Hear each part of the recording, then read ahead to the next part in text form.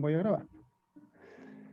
Ya, estudiante, esta actividad fue solicitada como un apresto.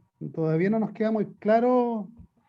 El apresto tiene que ver un poco con la fragilidad del aprendizaje de usted, no sé, algo por ahí. Parte inicialmente con un apresto en respiratorio, que era una asignatura muy distante a la práctica. Sin embargo, la coordinadora de esta actividad nos pidió también incorporar el área musculoesquelética, bueno, y neuro también. Para lo cual les pedimos desarrollar unos casos clínicos con dos par de docentes que pudieran ayudarlos a resolver, escuchar un poco las inquietudes que surgen en la resolución de un caso que claramente es prevalente para lo que se van a ver enfrentados. Hay dos cápsulas que justamente Esteban anexó al campus virtual en el módulo musculoesquelético que dice. Ahí hay dos cápsulas de entrenamiento, trabajo muscular, ¿cierto, Esteban? Entrenamiento actividad Sí, física. ¿Sí? sí, son orientaciones para el entrenamiento de la fuerza. Y debería grabar más, porque estén ahí a disposición para que después sigan viendo. Así que no es el único material, pero tengo que generar más de eso. Igual voy a tratar de hacerlas más cortas, ¿sí? Porque esas eran como plan piloto y son de media hora, así que ahí tienen una hora más o menos de material para revisar. Y las otras voy a tratar de que sean un poquito más al hueso, o sea, más concreta el mensaje. Perfecto. Y recursos adicionales, bueno, esperamos que hayan aprovechado los recursos del módulo de extremidad y columna, pero si necesitan algo en particular, no duden en pedirlo. Alguien que no haya guardado la documentación, los módulos de autoaprendizaje, los módulos de laboratorio, etcétera. Pídalo nomás, igual que tenemos bibliografía formato digital para que no sea, no tenga algún libro que le haga falta. Ya, entonces, quiero compartir con ustedes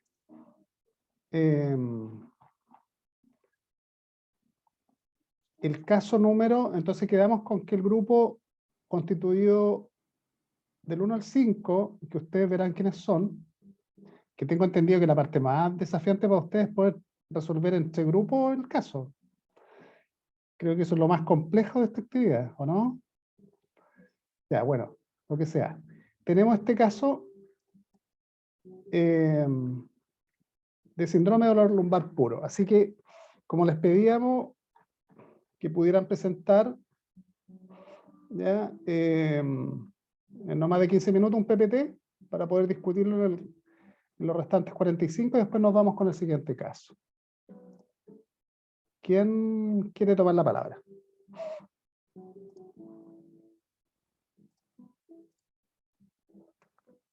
No se sientan como una actividad evaluada, siéntanla como una actividad de, de orientación, ¿ya?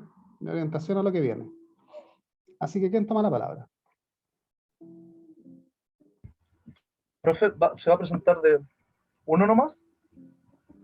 Me O refiero, sea, esos grupos tienen que presentar un PPT, po.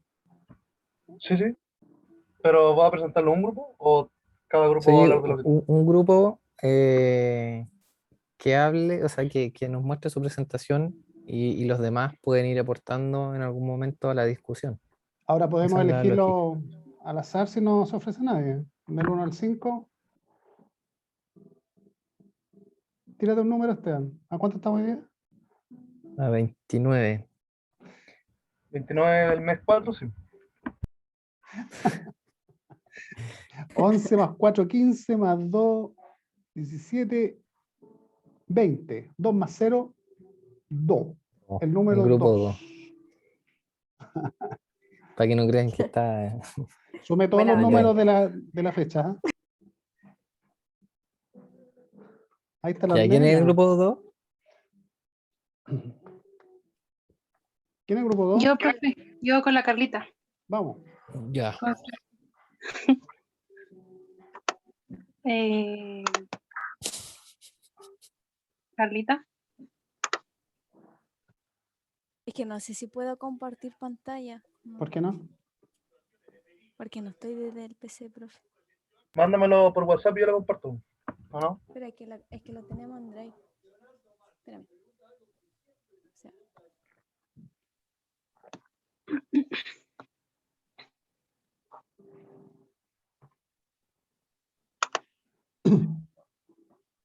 Si no pasa a otro grupo, ¿no?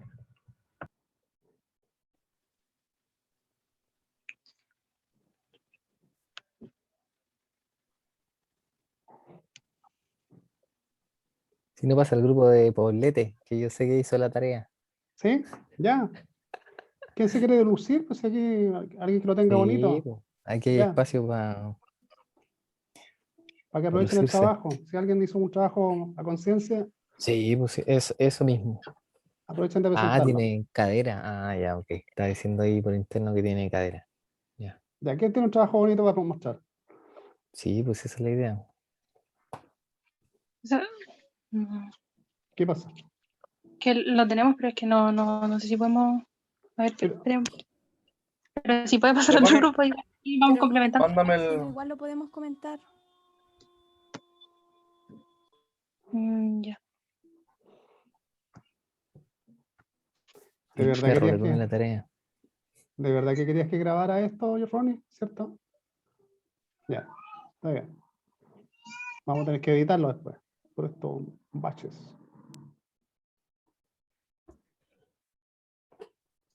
Ya, la Ornella está Pero tomando podrían, protagonismo ahí. ¿Qué pasa?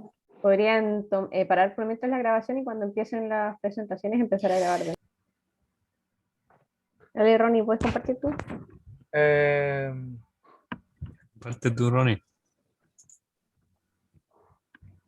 sí, ¿por qué no? Espérame que estoy recibiendo la señalética. Ahí estamos. Ya. ¿Me deja compartir, pues? ¿Cierto? Sí, estamos bien. ¿Eh? Casi, Todavía casi. no. Ahora sí. No salen las páginas prohibidas ahí.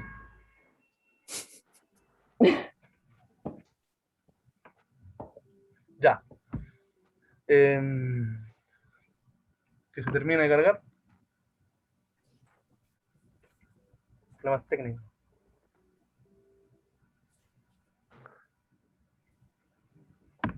O sea, no se carga, ¿cierto? No. Ahí sí. Ahí sí. Ya. Ya. Bueno, buenas tardes, profesores y todos los presentes. Vamos a presentar entonces el caso 4 de artrosis de rodilla. Somos el grupo 8 y ahí están los integrantes. Pasa nomás, Ronnie. Ya, entonces, recordando el caso, teníamos que don César tiene 72 años de edad, fue derivado al tratamiento kinésico por artrosis de rodilla derecha, ¿ya? Él es jubilado, vive en un tercer piso junto con su esposa en un edificio, él no posee ascensor, entonces casi no sale de su casa para evitar el tema de usar las escaleras. Su estado de ánimo fue súper afectado por esto y desde el último invierno el dolor de su rodilla se ha intensificado.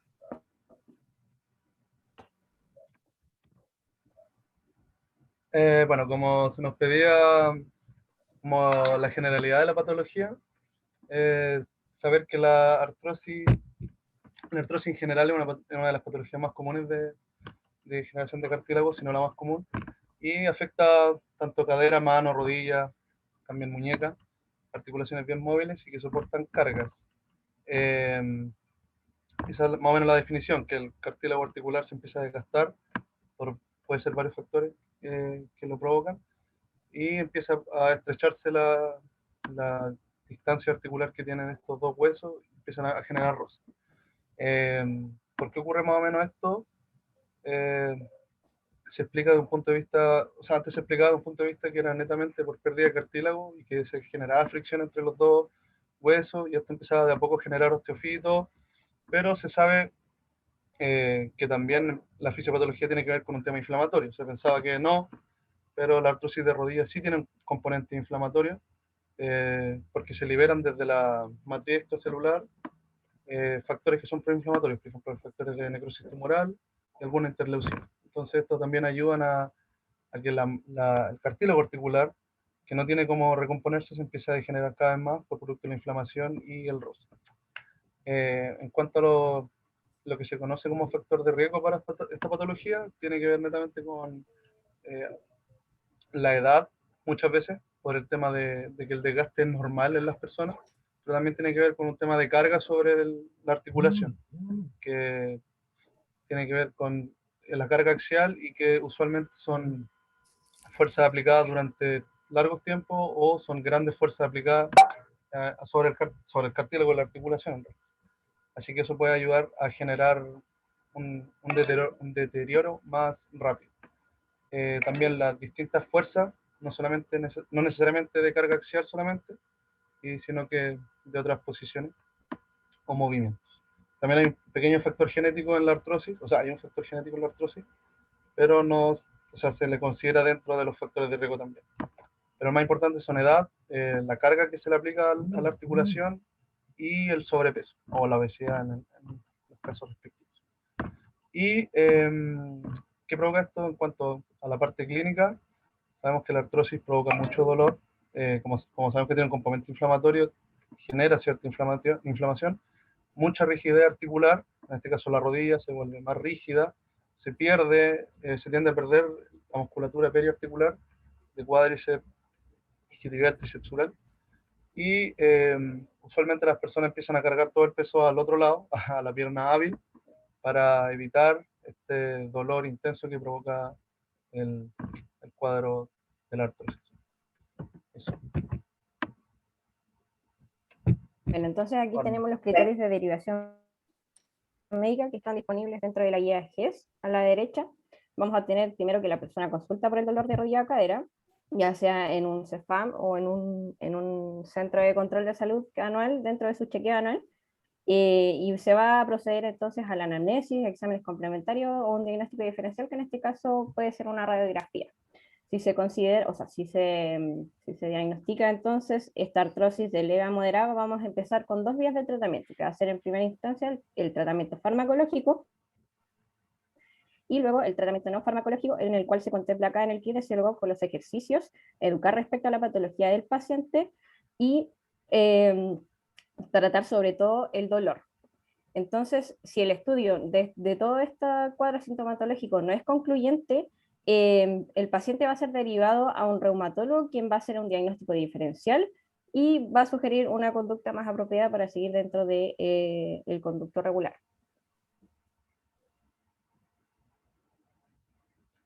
¿Sí, Ron? Cambio eso.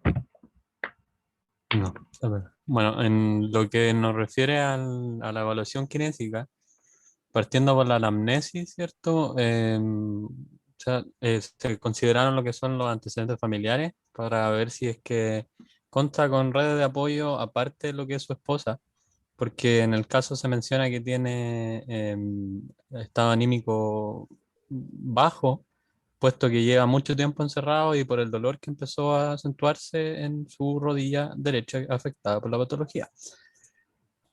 También se considera lo que es la historia del transcurso patológico de la artrosis de rodilla, hace cuánto tiempo empezó, hace cuánto tiempo se acentuó el dolor, si es que fue operado o no, si es que él fue intervenido de alguna otra manera, si es que asistió a algún kinesiólogo. También se considera lo que es la ocupación, ¿cierto? A la actual, si es que posee alguna ocupación actual, o cuando estaba en edad laboral. Las comorbilidades y también los medicamentos que puede tomar y los exámenes complementarios que se podrían haber realizado. Se sigue con lo que es la inspección, que en este caso es desde que llega el paciente, se toma en cuenta lo que, lo que son las transiciones desde bípedo a ascendente y descendente a bípedo, etc. También se evalúa lo que es el trofismo muscular, sobre todo comparando entre ambos miembros inferiores, ¿cierto? Para ver si es que está en buen estado o si es que se encuentra disminuido.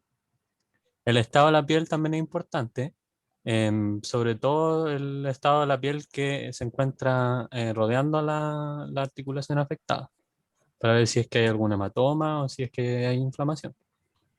Luego seguimos con lo que es la movilidad y en este caso quisimos tomar un enfoque un poco más funcional, más que en evaluar la movilidad con goniometría y eso. Puesto que es un adulto mayor y lo que se va a enfocar nuestro tratamiento es en la funcionalidad. También se verá lo que es la calidad del movimiento, ¿cierto? Y finalmente lo que es la palpación de los vientres musculares y de la articulación por si es que hay alguna anormalidad estructural ósea o muscular. Y se considerará, o sea, se complementará con el cuestionario WOMAC, ¿cierto? Que es un cuestionario que nos permite cuantificar lo que es el dolor, la función física, la rigidez y actividades asociadas con la articulación de cadera o de rodilla que poseen osteoartritis. Avanza la marrón. Eso. Cuanto al tratamiento, nos enfocamos más que nada en tres como grandes áreas, que era el fortalecimiento muscular, el ejercicio aeróbico y la movilización, tanto pasiva como activa. Para el tratamiento kinésico de artrosis, bueno, en el caso no se mencionó si era leve, moderada o severa, pero tampoco decía que tenía artroplastía o nada, así que asumimos en realidad que era entre leve y moderada más que nada. Porque como no se podía mover mucho, o sea, no se quería mover mucho por el dolor de bajar escaleras y ese tema. Entonces, cuando buscamos sobre el tratamiento kinésico para la artrosis, lo más, o sea, uno de los objetivos que nos planteamos, no lo planteamos por etapas, pero sí como grandes momentos, fue disminuir el dolor de la articulación afectada, en este caso la rodilla derecha, de nuestro paciente, y habían mucha información sobre qué tipo de qué tipo de ejercicio, qué tipo de intervención kinésica puede ayudar a disminuir el dolor y las movilizaciones, tanto pasivas como movilizaciones activas con el paciente en distintas modalidades, puede ser activo asistida, activo resistida, ayudan y se demostró que ayudan a disminuir el dolor de la articulación afectada y además se ayuda a ganar rango de movimiento con estas movilizaciones que se pueden ayudar. Había un estudio de los que se leyó, de lo que leímos como grupo, que comparaba estos dos grupos sobre movilizaciones pasivas netamente y movilizaciones con la ayuda del paciente, y ambas tenían una mejora en el cuestionario WOMAC después de 4 y 8 meses, o sea, 4 y 8 semanas. A las 4 semanas, desde el 0 al 4 semanas, había una disminución en el puntaje, o sea que todo la rigidez, el dolor y la poca funcionalidad que tenía el paciente había disminuido, por lo tanto los valores habían mejorado dentro de esas 4 semanas, y de 4 a 8 semanas también había una pequeña mejora, pero no era tan significativa. Entonces, dentro del primer mes de las sesiones que se planteaban, que tenían que durar 1 hora, 2 veces a la semana, sí había mucha mejora, una mejora estadísticamente significativa en el dolor y en el aumento del rango de movimiento articular, en la rodilla, tanto en movilizaciones pasivas como con la ayuda del paciente. Para los ejercicios de fortalecimiento muscular, también encontramos que lo más ideal era hacer ejercicios sobre el cuádriceps, pero realmente se usa todo el tren inferior, pero se le da más énfasis al cuádriceps, con ejercicios, por ejemplo, como estar en la posición bípedo e ir bajando de a poco, manteniendo las contracciones isométricas hasta tratar de llegar a una sentadilla más o menos media, casi a los 90 grados. Todas las planificaciones de ejercicios que se recomendaban eran casi 3 veces a la semana, mínimo 2, pero la idea es que la sesión fuera de 1 hora. ¿Y por qué el ejercicio aeróbico? Porque el ejercicio aeróbico, además de sirve de calentamiento, también ayuda a la movilización de todas las articulaciones. En este caso siempre se ponía la bicicleta estática como ejercicio aeróbico principal para la artrosis de rodilla, porque así evito la carga en la rodilla y además estoy ayudando a generar el ejercicio que necesito en el miembro inferior. Así que siempre o sea, la idea es partir en el tratamiento con un calentamiento en la bicicleta estática, progresar con las movilizaciones y terminar con el fortalecimiento articular, o sea, fortalecimiento muscular, perdón, con ejercicios enfocados en el cuádriceps y en el miembro inferior. Eso. La vuelta a la calma no era 100% necesaria, pero sí la elongación demostraba mejora en la recuperación del paciente. Eso fue lo que encontramos para el tratamiento kinésico. Eso. ¿Orne? Bueno, en cuanto a las medidas de autocuidado, son las generales, por decirlo así. Dentro de una de las que más toma peso es mantener la dieta equilibrada, ya que tenemos que mantener la disposición de calcio y vitamina D para que el cuerpo, para que el hueso, perdón, no se vea tan afectado. Junto con eso, evitar la sobrecarga de las articulaciones, entonces evitar los hábitos que son nocivos, mantener una buena hidratación, evitar el sobrepeso, etcétera. Y como kinesiólogos que más nos llega, por decirlo así, el incentivar a realizar el ejercicio físico, que esto sea regular ya, que sean menos 30 minutos diarios y que este debe adaptarse individualmente, que no debe de seguir una recomendación que quizás no sea hecha por expertos, porque puede aumentar su morbidez, por decirlo así. Dentro de estas también estaban como ayudas simples, que el buen uso de los zapatos, que tenga una buena almohadilla en el talón, que las suelas absorban el impacto de dañino que se transmite a la rodilla cuando uno camina, sobre todo. Considerar usar bastón si es necesario.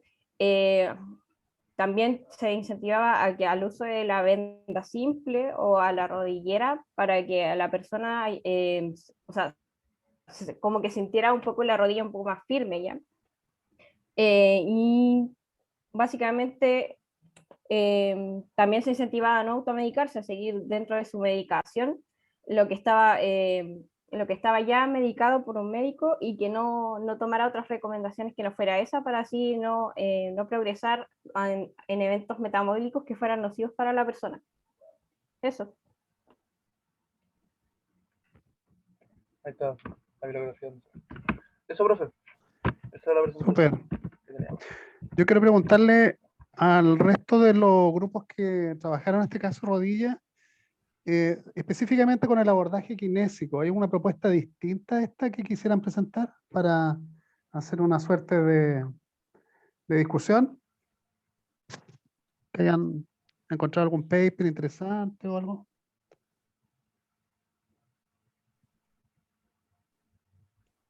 ¿Mm? O sea, nosotros también teníamos ese caso ¿Ya? y en cuanto al tratamiento fue muy parecido, pero lo que sí había un paper que hablaba de la efectividad y la eficacia de una intervención para pacientes con artrosis y también mencionaba lo que era el control postural y ejercicios de control motor y control postural. Y lo tomaba tanto como porque decía que el hecho de tener un control motor que lo ayudara como a adquirir mejor un reaprendizaje motor, también lo ayudaba tanto como una fatiga mental, ya que el estar constantemente pensando en cómo realizar ese movimiento de forma voluntaria, el paciente también dejaba de hacer ciertas cosas solo por el hecho de estar pensando. Pero en cuanto a lo otro, era muy parecido el tratamiento. Gracias, Sebastián. ¿Algún otro comentario en la Yo misma línea? quería preguntar algo sobre eso que mencionaba Sebastián. ¿Se especifica qué estrategias de control motor se utilizaban? Bueno, decía que en la primera, a ver, aquí no sé si puedo mostrar que justo tengo una imagen de eso. Saco la pantalla del tiro, hermano. Perdón. Gracias, amigo.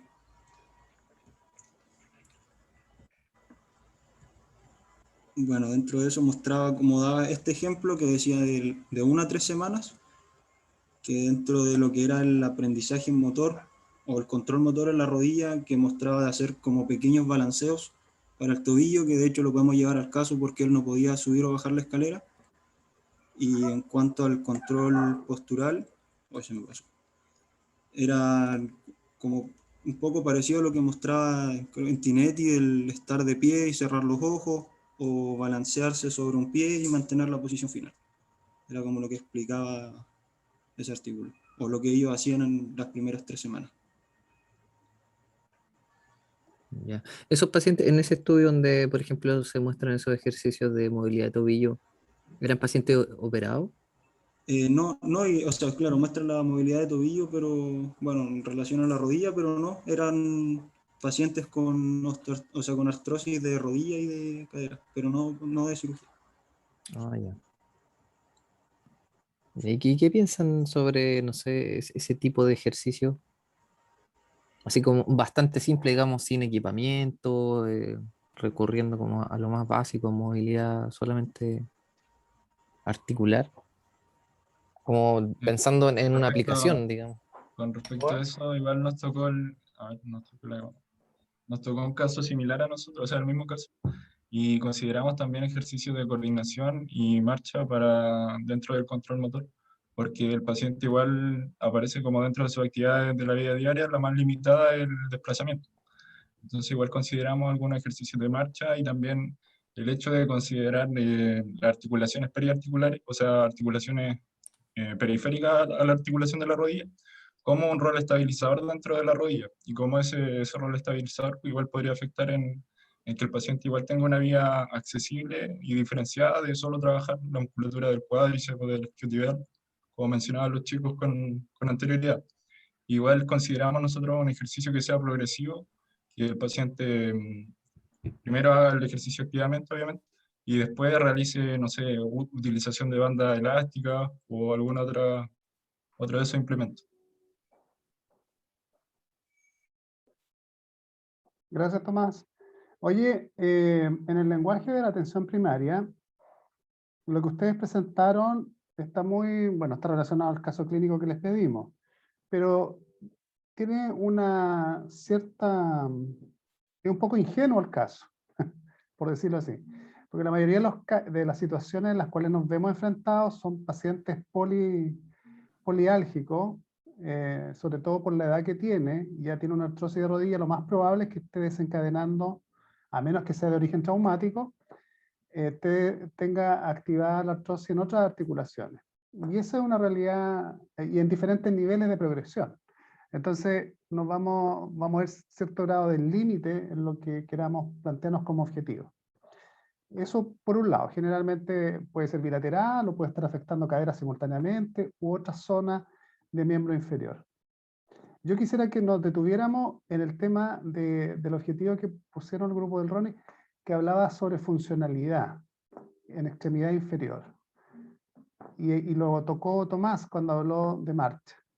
Esa es la función que el paciente quiere recuperar, la función de marcha, poder caminar, desplazarse, ya que no se vea. Y en esa lógica los centros de atención primaria cuentan con unas unidades de apoyo con dispositivos de órtesis, ¿ya? Y generalmente el kinesiólogo es el que tiene que decidir cuándo empezar a utilizar el bastón, ¿ya? Porque eso es en una artrosis avanzada sí o sí va a tener que usarlo, a menos que, bueno, incluso también en la postquirúrgico. Entonces, quisiera que nos detuviéramos en eso, como para adaptarnos un poco a la situación de la atención primaria. ¿Qué elementos creen ustedes que intervendrán en la decisión de asignarle un bastón a un paciente e incluso más, de indicarle órtesis como sistema de protección articular? Alguien lo mencionó, Ornella parece que hablaba sobre algunas vendajes, qué sé yo, pero existen también algunos protectores articulares regulados, ¿cierto?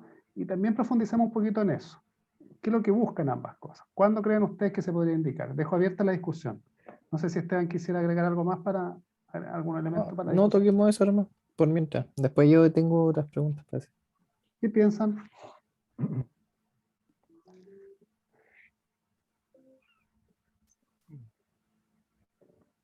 Hay dos conceptos que tienen que tener claro atención primaria.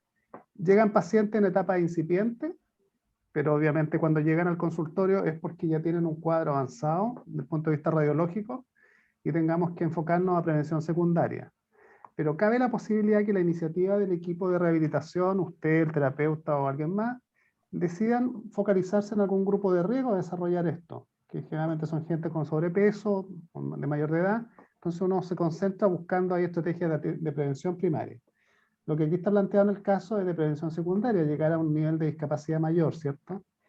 Entonces, bajo esa lógica, ¿qué elementos motrices, de motricidad física, creen ustedes que determinan el uso o no uso de un bastón?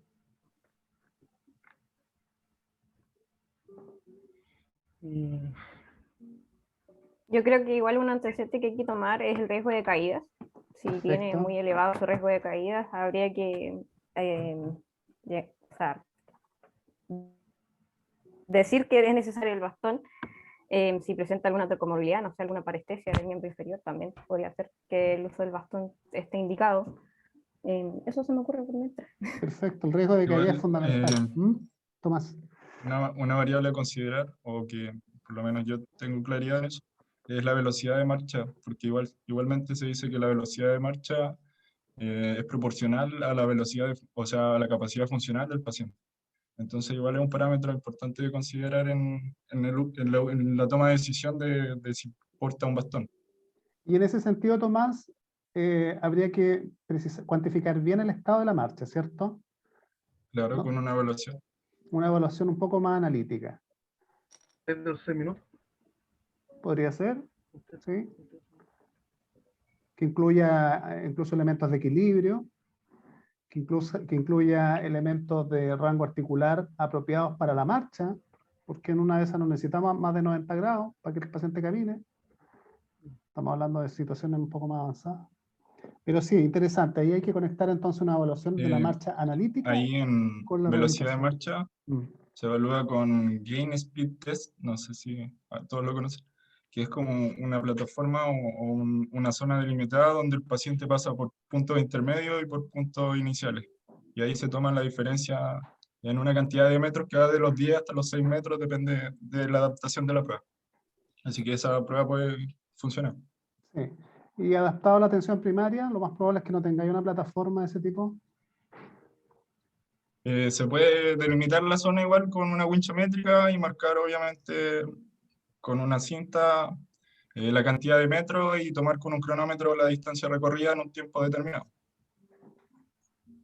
¿Y Interesante. cómo lo harían para poder llevar esto un poquito más a la realidad del paciente? Porque, no sé, pues, siempre en las consultas, en las clínicas kinésicas, se deja un pasillo libre, no sé, lo han visto ustedes de repente en el CAC, hacer las evaluaciones en los pasillos, cuando tienen que ver con marcha, pero ¿cómo llevan esto a la realidad del paciente? ¿Qué elementos se les ocurre averiguar o incluir en su evaluación para aterrizarlo a la realidad del paciente?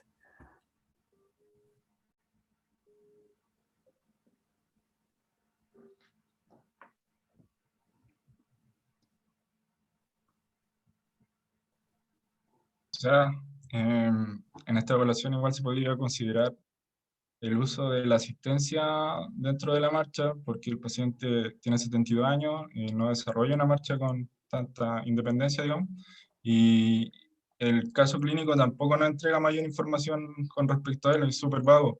Entonces yo creo que podría, como a modo de consideración, podría ser una marcha con paralela o con algún, o sea, obviamente que el kinesiólogo lo asista o no se me ocurre otra forma. Sí. Ujú.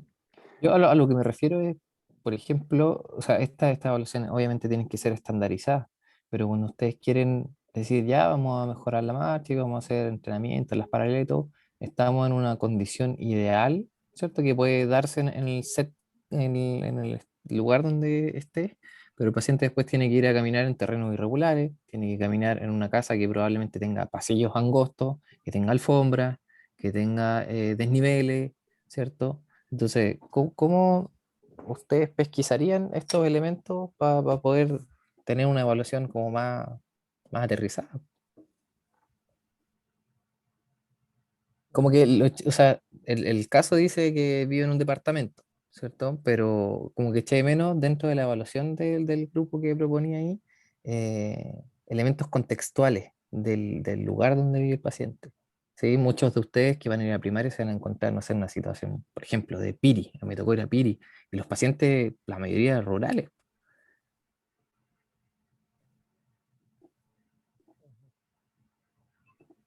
¿Sí? Entonces ahí tiene que prenderse la ampolleta de repente. Por ejemplo, si yo vivo, da lo mismo si es rural o no, pero si vivo en un lugar donde tengo muchos elementos, ¿cierto? Tengo pasillo angosto, podrían incluirse quizás doble tarea. Usted sabe lo que es doble tarea, ¿cierto? Conceptualmente me imagino que el neuro lo viene. ¿Sí? Entonces, elemento de doble tarea, porque este sujeto no solamente tiene que caminar en un pasillo hecho, armadito para la evaluación, sino que también tiene que esquivar algo o portar un elemento en la mano. Y eso va a ser crucial a la hora de decir, a ver, a este sujeto le puedo poner un bastón, le sirve el bastón si vive en el campo. No sé, tiene un camino ripio, por ejemplo. Entonces, como que por ahí iba la pregunta. ¿Ya?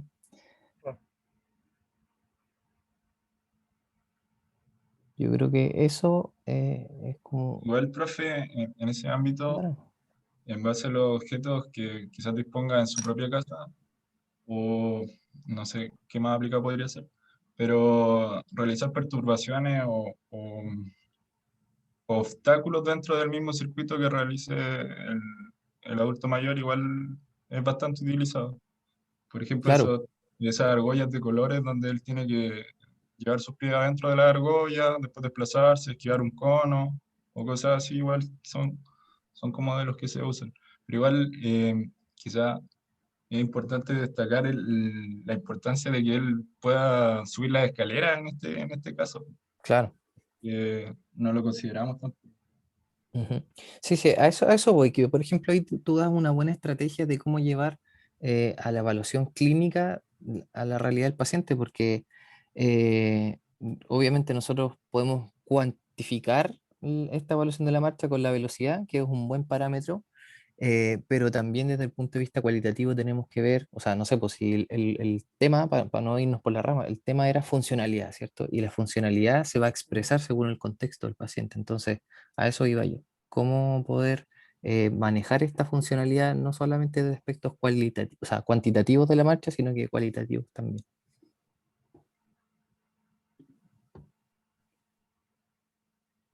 Ya, eso. No sé, Claudio, Disculpa. eh, Yo eso, solamente no, dale. quería agregar dos elementos. Quiero insistir en el tema de la funcionalidad de la marcha porque los pacientes llegan al consultorio porque no pueden caminar y porque les duele mucho. Esas son las razones fundamentales.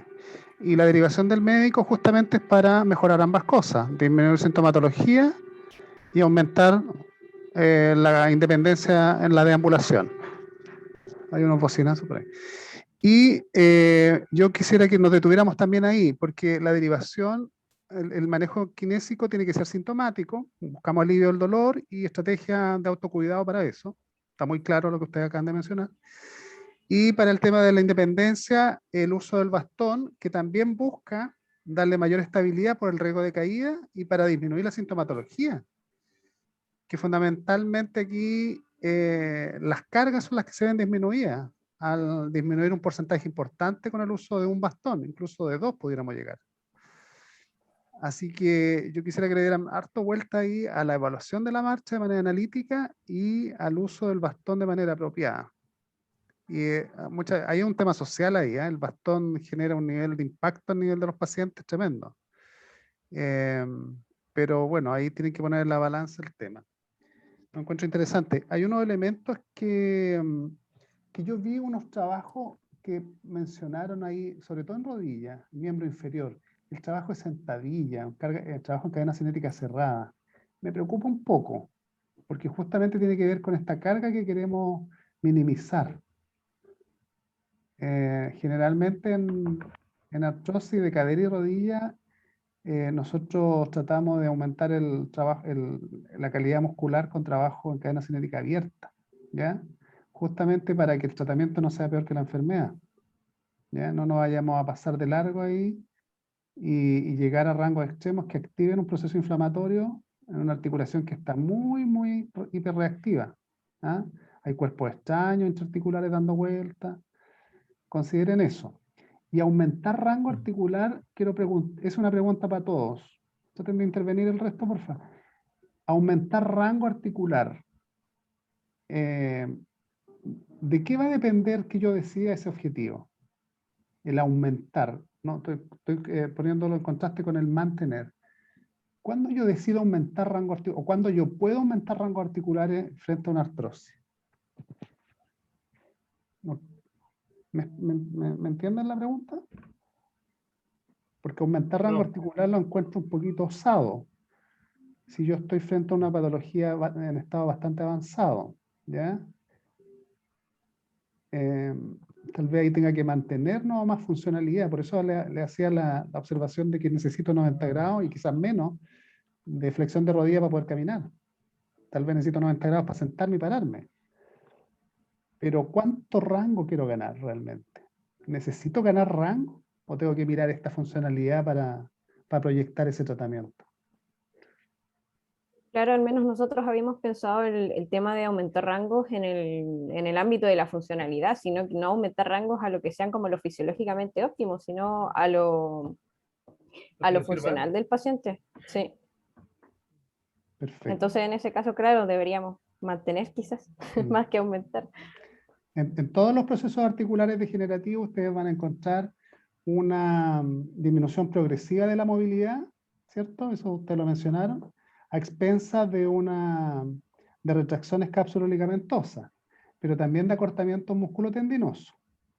Generalmente ambas van acompañando la deformidad que se va instalando en la articulación. Entonces, tal vez el propósito tendría que ir de minimizar la deformidad, manteniendo la extensibilidad de los tejidos blandos. Yo creo que por ahí podría ser un poquito más preciso a la condición patológica.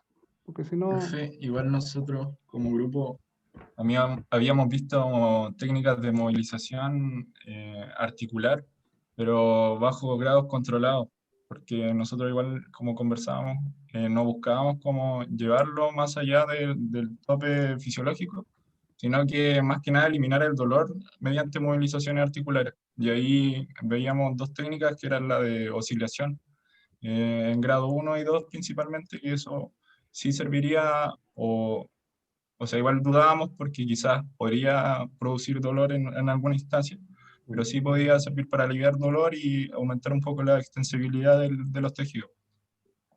Sí, buen punto, Tomás. Ahí lo que te puede producir dolor es más bien la tomada más que la maniobra.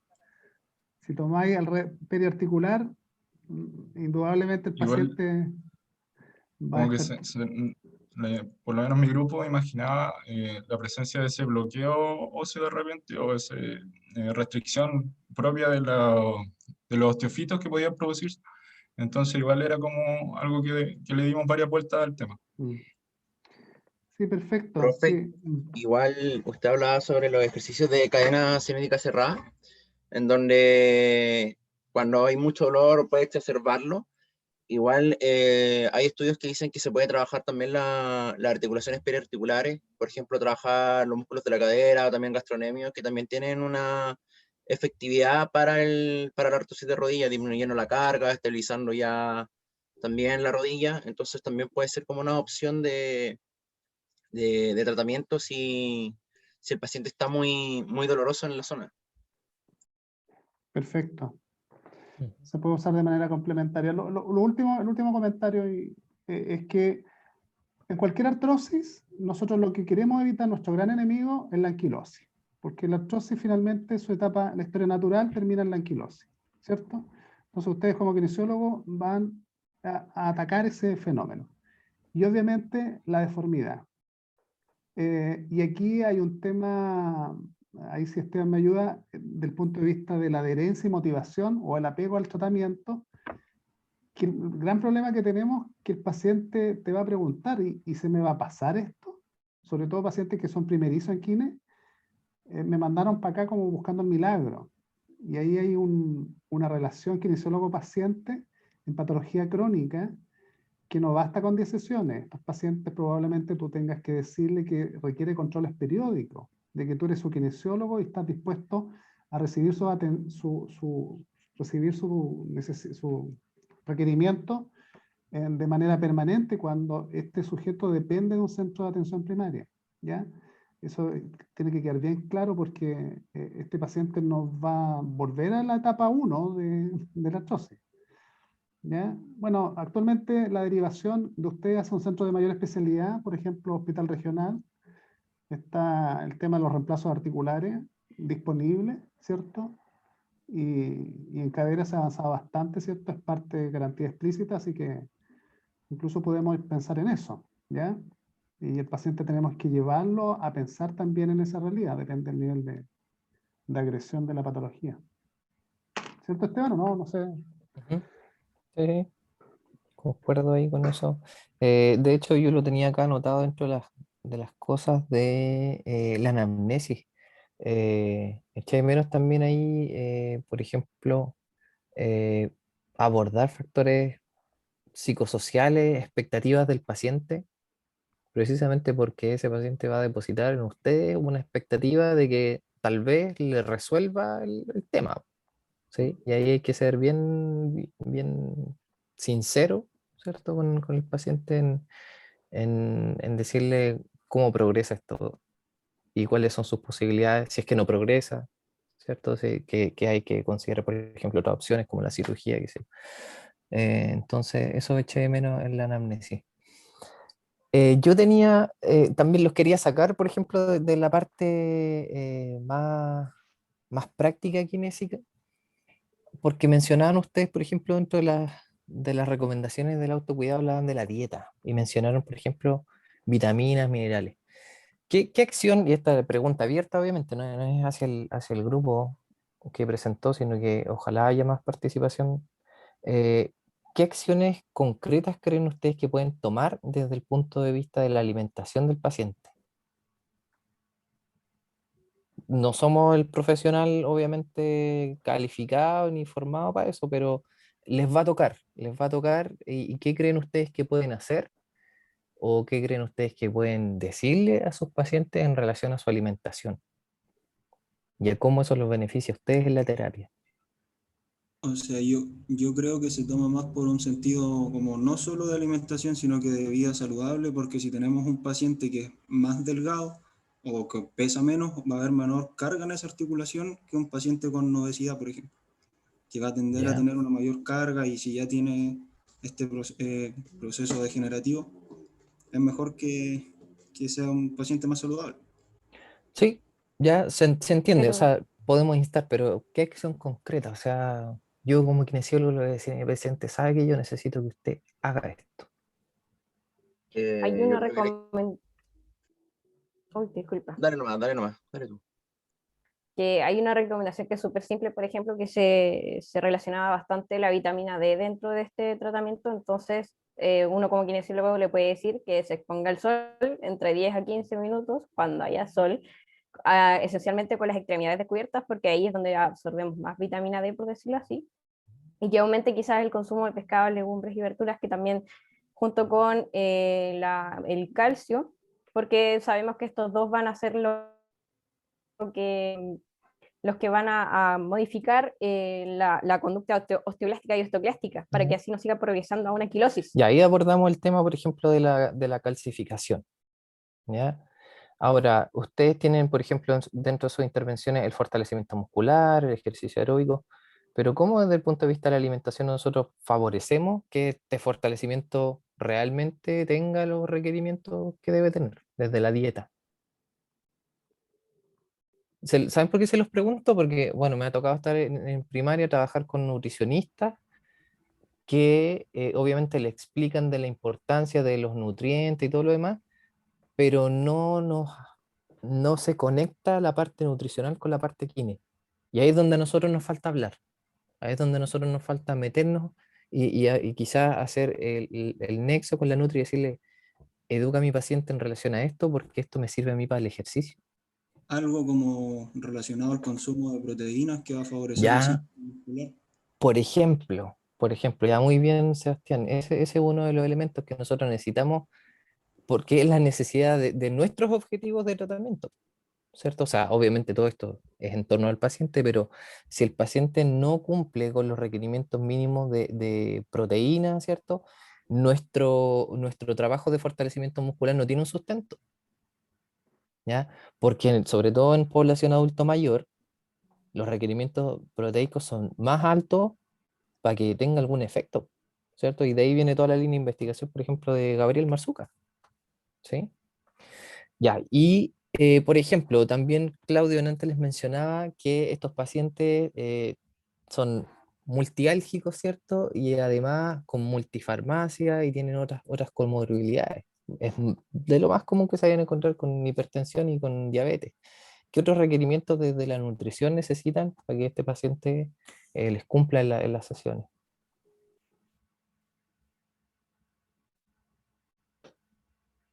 ¿Qué necesita usted que el paciente tenga claro?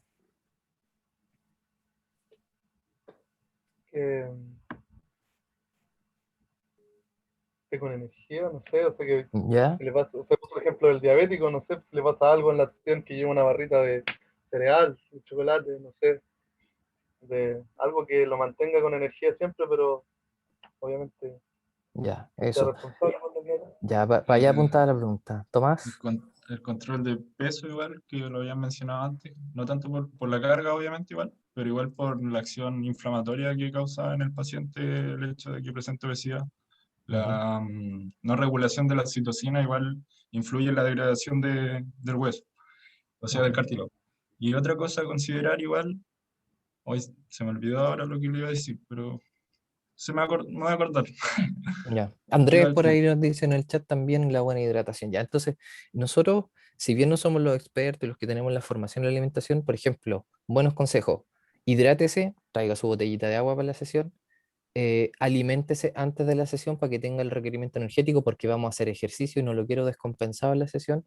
El consumo de proteína, porque si no estamos dando palos de ciego con el ejercicio probablemente, ¿cierto? No vamos a lograr el Otra efecto que cosa nosotros igual queremos. para estos Dale. pacientes, profe, ahora que me acordé, el hecho de que controle los impactos y los rangos de movimiento dentro de su casa también, porque quizás las labores domésticas o el hecho de tener alguna actividad, si es que el adulto mayor quizás no está en una etapa tan avanzada, también repercute sobre el estrés mecánico que pueda presentar en la articulación.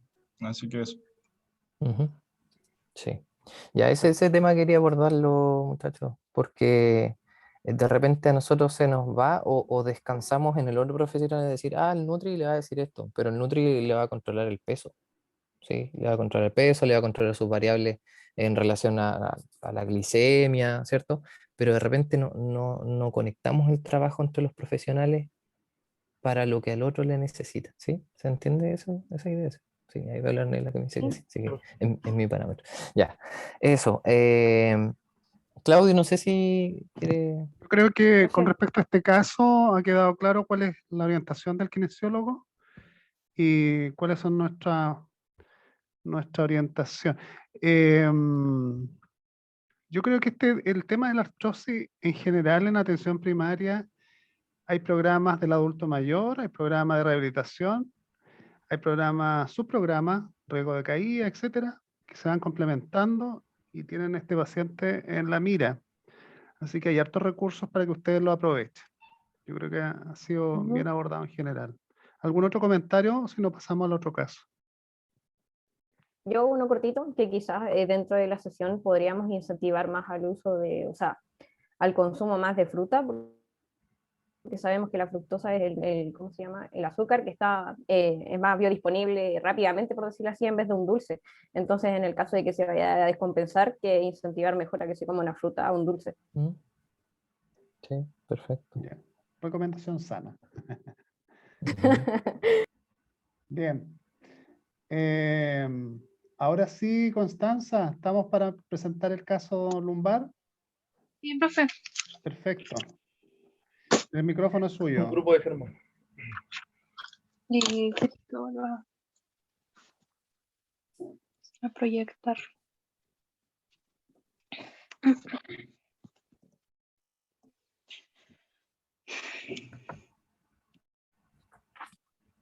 Si no puedes proyectar con él, pasó a tu grupo, Germán o Poblete, tú sabes.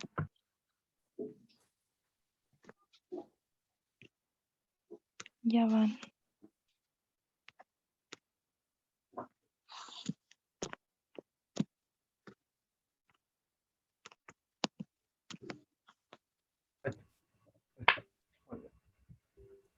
Hoy son ustedes tres, ¿no? Somos dos. En verdad. ¿Por qué no? Ahí está Cristóbal. Apareció. Sáquenlo al grupo. Ya.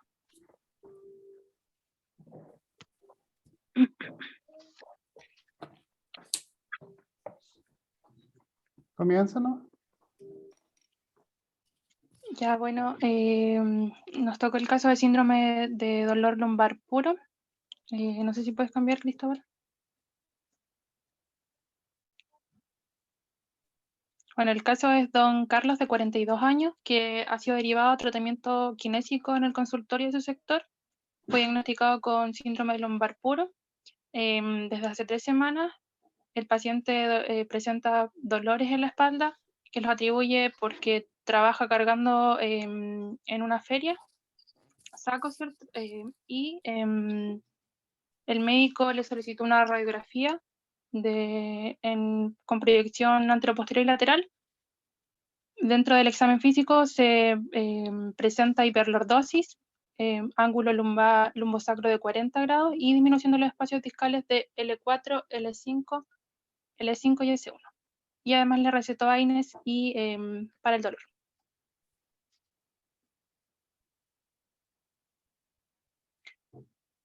Bueno, este cuadro musculoesquelético cabe destacar que hace referencia a un síntoma y no a una enfermedad o a un diagnóstico. Y bueno, se acompaña con un dolor que a veces puede ser irradiado o referido a otras zonas próximas.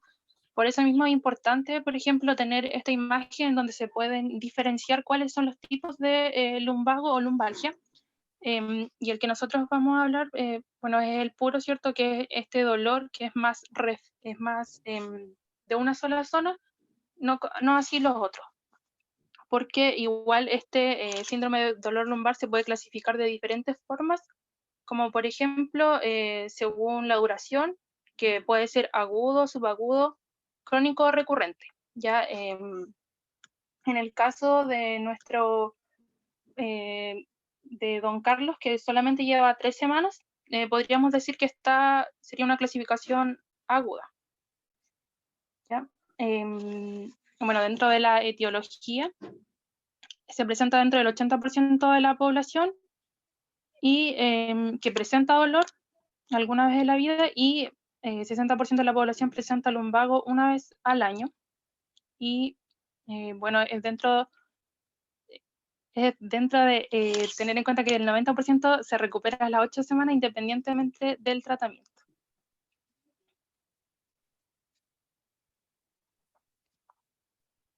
Bueno,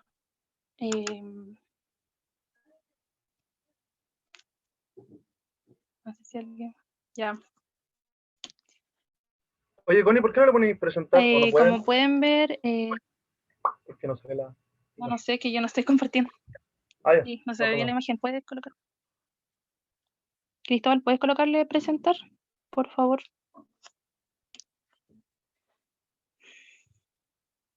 Ya, bueno, dentro del diagrama es importante poder tener en cuenta las banderas de alarma, en este caso banderas rojas y banderas amarillas.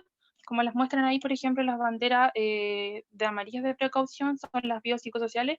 Dentro de esto también podemos encontrar, por ejemplo, la kinesiofobia, que nos van a repercutir en nuestro tratamiento, y dentro de las banderas rojas, que vamos a ver que son más importantes dentro del síndrome de dolor lumbar, por ejemplo, está la fiebre, y en la próxima página hay un cuadro más grande de lo que es la identificación de las banderas rojas, como por ejemplo la fiebre, que ya nos podría indicar, por ejemplo, que tiene alguna infección.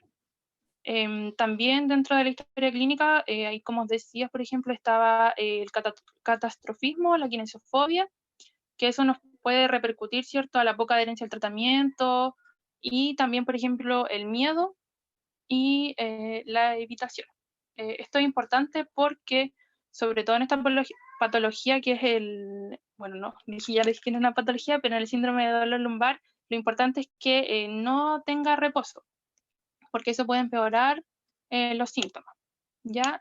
También pueden haber otras, dentro de la exploración, por ejemplo, pueden haber otras banderas rojas, como cuando se hagan los test de ortopédicos, por ejemplo, ahí la insuficiencia vertebrovascular, y así como otras banderas rojas que pueden estar presentes dentro tanto del síndrome, que hay que tener presente en este síndrome y en otros.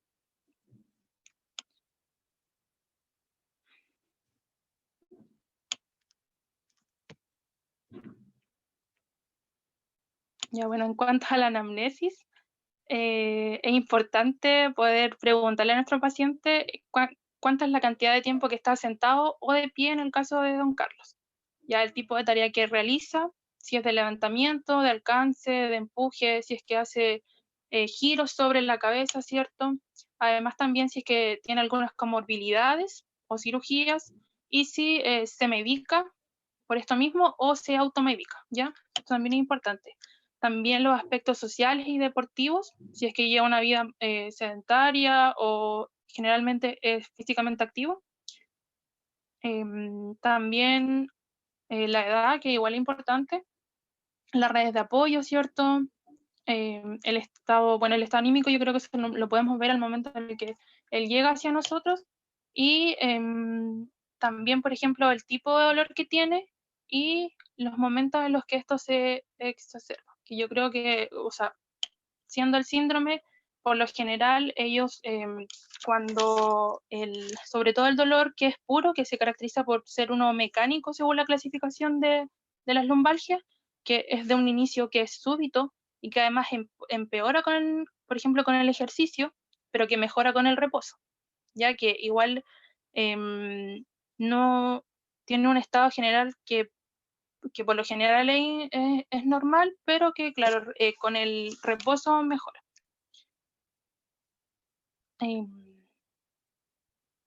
Dentro de la exploración de la columna, la inspección, tenemos todo lo que es la simetría de los hombros, las crestas ilíacas, las curvaturas, ¿cierto?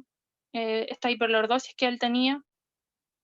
Y la valoración de la marcha, con eso me refiero, por ejemplo, a la velocidad, a la longitud.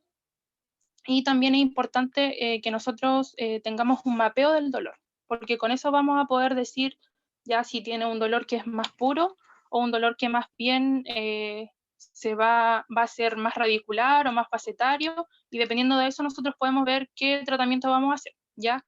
Porque puede ser, no sé, una lumbociática, si es que fuera un dolor que es más hacia la cara posterior, ¿verdad? Y también dentro de esta exploración física también buscar los puntos dolorosos, y ahí podemos hacer diferentes maniobras, como las maniobras de Lewin, o también dentro de la exploración lumbar, que podemos tener el test de Chover, y dentro de la palpación también lo que son los procesos espinosos y las masas musculares. Y aquí, bueno, más que nada quisimos poner esto por el tema de cuán importante igual es el multífido, pero tampoco es como que le vamos a dar énfasis a él, pero por la hiperlordosis que tenía, que este es un músculo que nos ayuda a la posición de la lordosis, que es un músculo que es un sensor de la posición y que también es especializado en poder captar los cambios, porque lo vamos a trabajar, por eso lo quisimos poner en la presentación. Sí, luego ya de haber realizado todo nuestro examen físico, nos vamos a llegar a la etapa del planteamiento de objetivos, ¿ya? Aquí, bueno, uno de los objetivos que nos planteamos fueron disminuir el dolor, ya más adelante es restaurar el rango de movimiento, mejorar la fuerza y la resistencia de los músculos lumbares y también de los abdominales. Los ejercicios que nosotros estuvimos buscando igual tienen bastante evidencia, son ejercicios de fortalecimiento de la musculatura del tronco, ejercicios de estiramiento, los ejercicios aeróbicos. Dentro de estas vamos a realizar el test de los 6 minutos y los ejercicios de control abdominal. Más adelante vamos a profundizar un poquito más en el control abdominal y cómo este va a repercutir en la mejoría de nuestro paciente. Y los ejercicios también de estabilización y resistencia. Dentro de una tesis que estuvimos revisando, se hablaba de la gimnasia abdominal hipopresiva. Le daba bastante énfasis a cómo el transverso del abdomen es el principal músculo afectado en este dolor lumbar y cómo este disminuye la capacidad de la activación de sus fibras y más a futuro va perdiendo su función tónica. También le hacía harta referencia al fortalecimiento de los músculos multífidos, como mi compañera comentaba anteriormente. Aquí se van a realizar ejercicios de flexibilización de la columna lumbar. y más en específico la diferencia de los abdominales hipopresivos y a los abdominales tradicionales es que los abdominales tradicionales llevan a una hiperpresión. Esto quiere decir que aumenta la presión discal.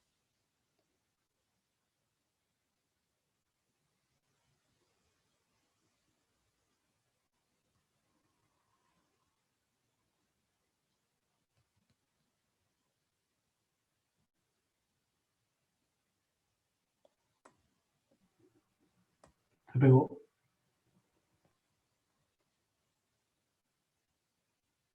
Y dentro de las técnicas de entrenamiento del ejercicio.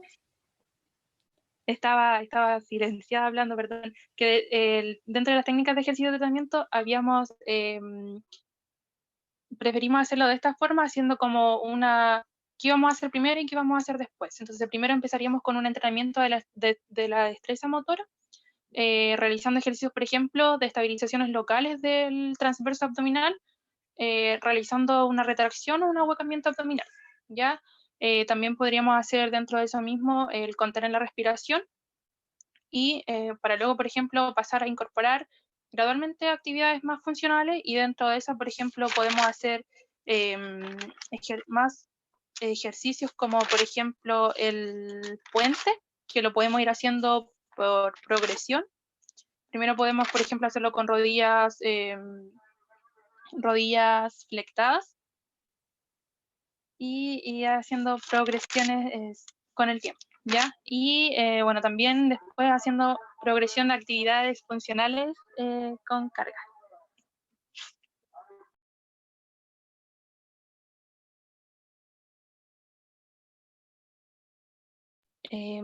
Bueno, en cuanto al cómo vamos a trabajar estos músculos, perdón la interrupción.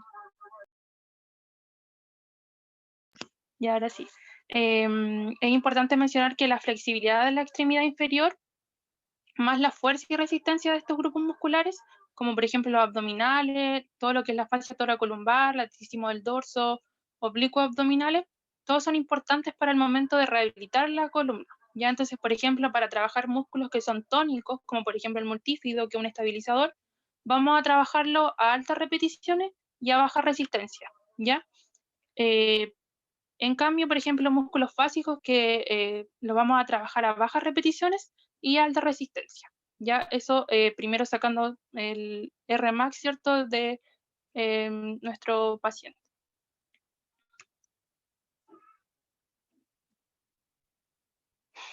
En cuanto a los criterios de derivación en manejo primario, tenemos el reposo laboral, que por lo general son de 2 o 3 días, más de eso no. Y luego de eso también el médico indica AINES y también puede indicar, por ejemplo, paracetamol y ciclobenzaprina, ¿ya? Además de la educación al paciente. Luego de esto, si es que se reevalúa a las 2 semanas y si sigue con dolor, se deriva a tratamiento de kinesioterapia. Es importante, bueno, como ya lo habíamos dicho, igual que el tratamiento conservador por lo general es de 6 semanas y hay que darle énfasis a lo que es la pesquisa de la alarma o banderas rojas y eso.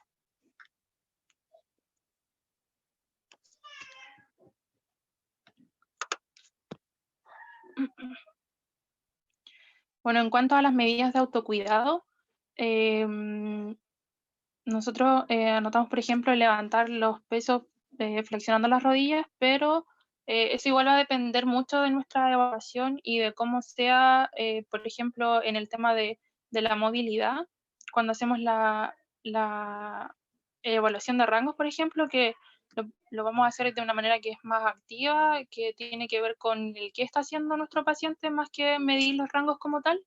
Y entonces, por eso decía que eso va a depender, porque quizás para él es más fácil hacerlo sin flexionar las rodillas, por ejemplo, entonces ahí podríamos quizás fortalecer la musculatura más que nada, ¿ya? Pero eso va a depender del paciente.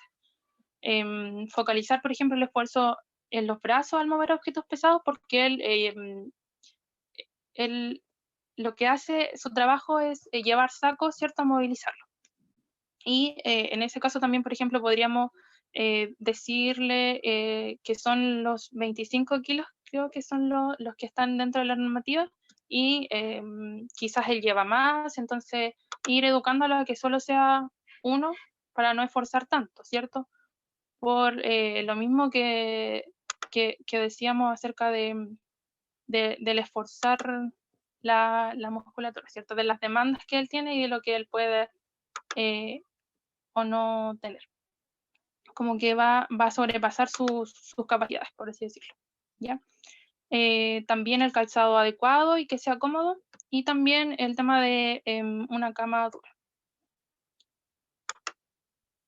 Y eso.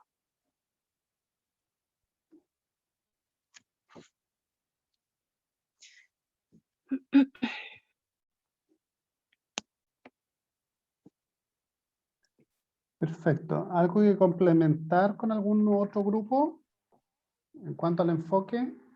¿Hay alguien que tenga un modelo terapéutico distinto, un enfoque distinto? Hola, profe. Hola, Ana Nosotros María. del grupo 1 ¿Ya? planteamos, en vez de poner el hábito de la corrección y la educación de la postura, en las indicaciones de autocuidado lo pusimos como un objetivo primario y uno de los principales, porque el caso se presenta como una persona que trabaja en la feria libre y que tiene que realizar cargas muy a menudo. Y si bien el descanso es hasta 2 o 3 días y luego va a volver al trabajo, entonces va a seguir realizando estas cargas y este sobreesfuerzo sobre la columna lumbar si él no sabe realizar bien las posturas o los traslados. Entonces, por eso lo pusimos como primer lugar antes de comenzar a realizar todo el trabajo terapéutico. Qué interesante lo que mencionas, porque en atención primaria habitualmente uno tiene que priorizar, porque no tenéis muchos recursos y no tienes tiempo. La demanda es alta, la lista de espera es alta y las pacientes están constantemente tocando. Yo creo que aquí queda claro que hay dos elementos fundamentales. El manejo sintomático, el paciente llega por una incapacidad por dolor, ¿cierto? El dolor que tenemos que superar y tenemos un arsenal terapéutico para combatirlo. Pero lo que menciona Ana María es fundamental, abordar rápidamente los motivos causales por los cuales llegó acá, y es la sobrecarga laboral, sobrecarga de trabajo. Y ahí me gustaría que pudiéramos no solamente enseñarle a doblar las piernas, hay toda una estrategia desde la perspectiva de la ergonomía que considera la carga, posibilidad real de disminuir la carga, las posturas, la postura estática y dinámica, la frecuencia con que hace la maniobra y la posibilidad real de pausa recuperativa. En esos 4 elementos, con perspectiva ergonómica, nosotros, así como lo dice Ana María, podemos desde la sesión 1 introducir entregarle al sujeto herramientas, siempre y cuando tenga el poder de poder modificar eso. El escenario de un hombre de la feria, ¿no? Entonces, pero si tenemos la posibilidad real de hacerlo, es ahí donde tenemos que sistematizar la educación o el entrenamiento ergonómico que demos, ¿ya? En esos 4 pilares. No sé si están de acuerdo conmigo. Sí, profe. Sí, profe. Igual otra cosa que se complementaba harto en varios libros era el normopeso de las personas, que si bien una tosis abdominal también va a generar que una persona genere mucho esfuerzo sobre la zona lumbar y por lo tanto permitir que la persona baje de peso o pueda mantener un peso estable también ayuda a que disminuya un poco el dolor a largo plazo. Perfecto, disminuye la sobrecarga interna, por así decirlo. Ahora, el modelo terapéutico mediante ejercicio que proponen el grupo que presentó Constanza y asociados, ¿qué les parece? ¿Qué les parece? Focalizaron bastante en el tema de entrenamiento muscular, en entrenamiento de las propiedades musculares, y trabajaron también en el elemento de flexibilidad. Yo tengo dos observaciones con la presentación y que fueron afirmaciones. Una, al comienzo dijeron no tener reposo, como que está indicado que el dolor lumbar no tenga reposo. Quisiera que discutiéramos eso. Y el otro elemento que me pareció llamativo, el que se recomiende cama dura. Esos dos elementos quiero que pudiéramos discutirlos según aprovechándonos de la presentación del grupo. Bueno, yo leí en algunas partes que, o sea, de por sí las lumbalgias o el síndrome lumbar, del dolor lumbar puro, de 4 o 6 semanas era un dolor que podría desaparecer, sin tratamiento incluso. Entonces, claro, también se me hizo contradictorio lo que dijo la compañera, porque en un momento dijo que no estaba indicado el tema del reposo, pero al final en algunos documentos dice que con reposo el dolor de por sí va a pasar solo. Pero también leía que, o sea, las personas que solían tener síndrome de dolor lumbar puro, a futuro podría ser crónico. Entonces tienen más posibilidad de tener un episodio crónico. Entonces eso tenía como la contradicción. ¿Y por qué te inclinas? Bueno, es necesario, yo creo, como grupo es necesario tratar en el momento la sintomatología para que no sea obviamente crónico más adelante. Tratar el tema de las disfunciones musculares y todo eso. O sea, ¿le darías reposo? No, al revés, no le daría reposo.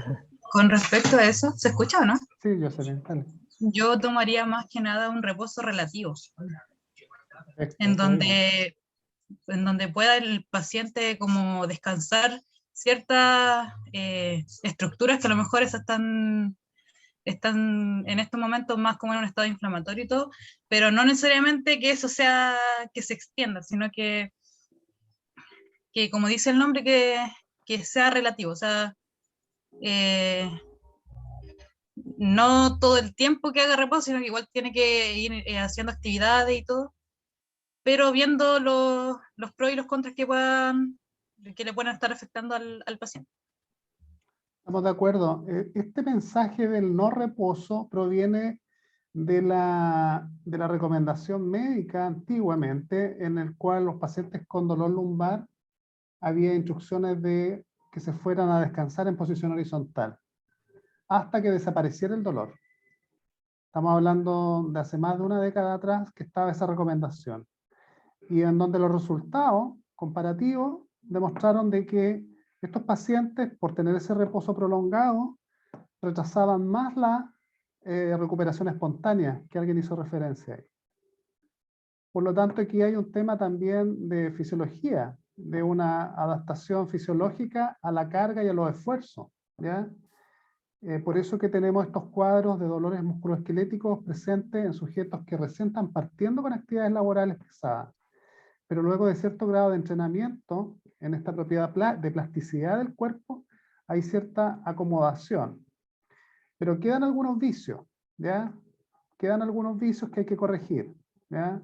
Carga asimétrica, carga excesiva, toda la mecánica de la manipulación de carga, eso, ahí interviene el kinesiólogo.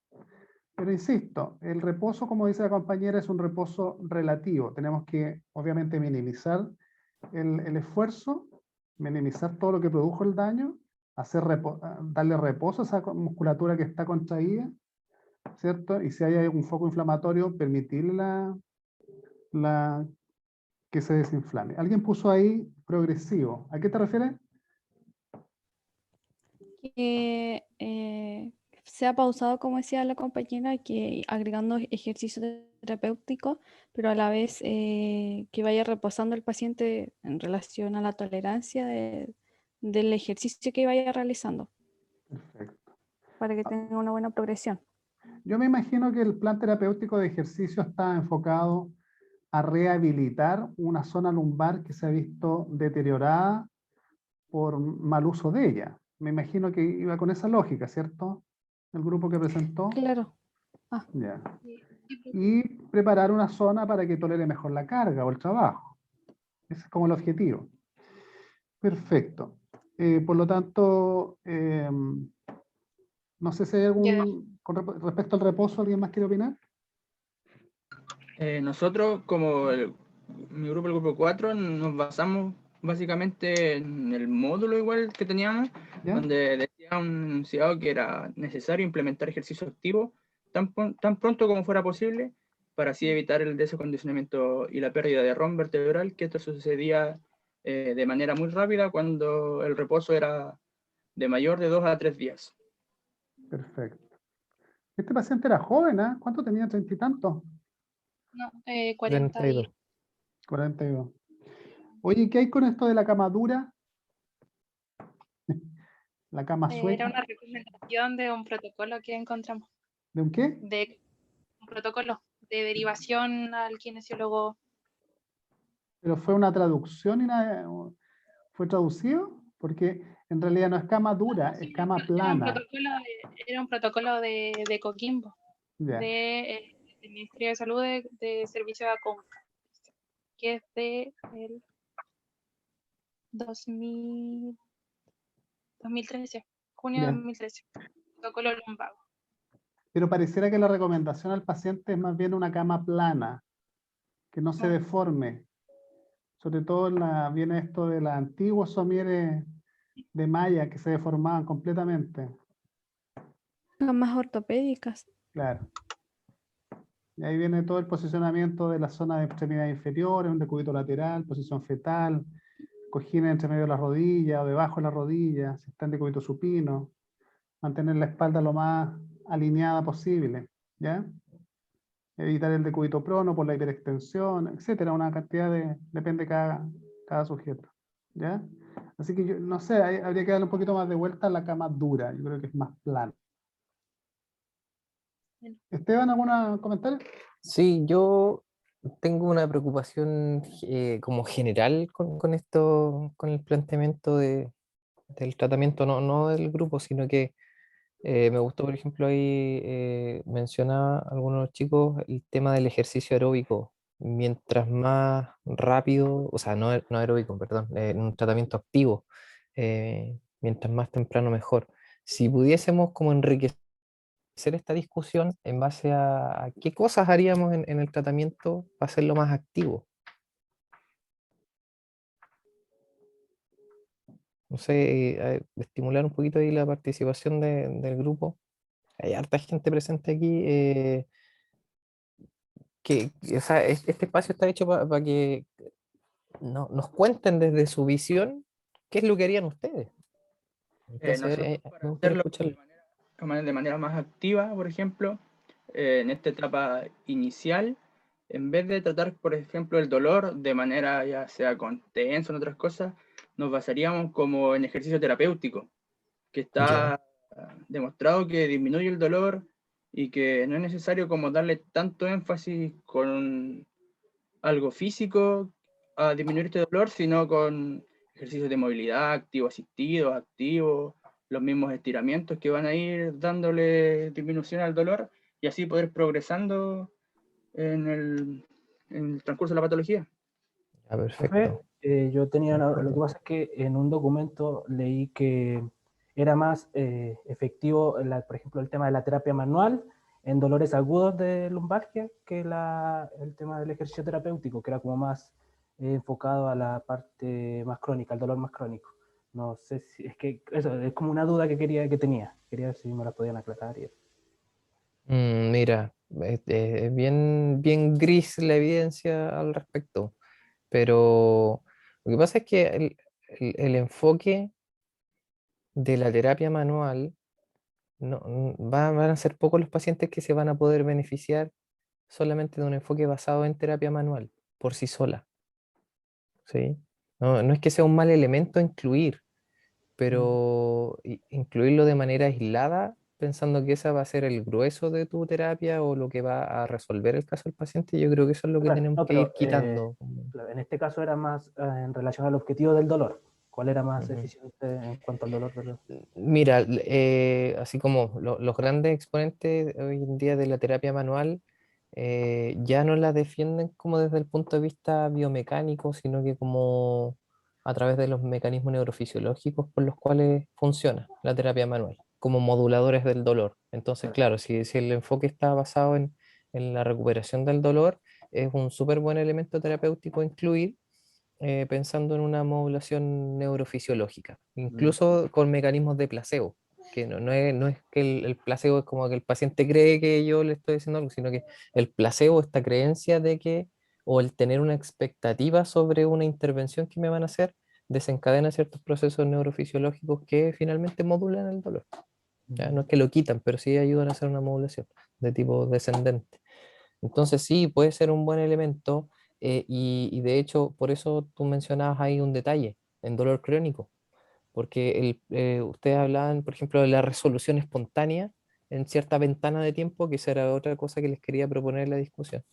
Pero, ¿qué hacemos con el paciente con dolor lumbar crónico? ¿O qué hacemos con este sujeto que ahora tiene 42 años? Probablemente no cambie de rubro, ¿sí? O se vea obligado producto del, del cuadro clínico, ¿cierto? A largo plazo va a cambiar de rubro, pero ¿cómo lo enfrentamos cuando este paciente se vuelve crónico? O cuando tiene dolores recurrentes y está, no sé, 3 veces en el año con licencia, o si es que tiene el acceso a eso, pero con 3 cuadros dolorosos al año o más, ¿cómo lo enfrentamos ahí? ¿Ya? Entonces, em, eso era como un poco lo que a mí me preocupaba. Mm. Yo siempre he pensado, si me permite, Esteban, Sí.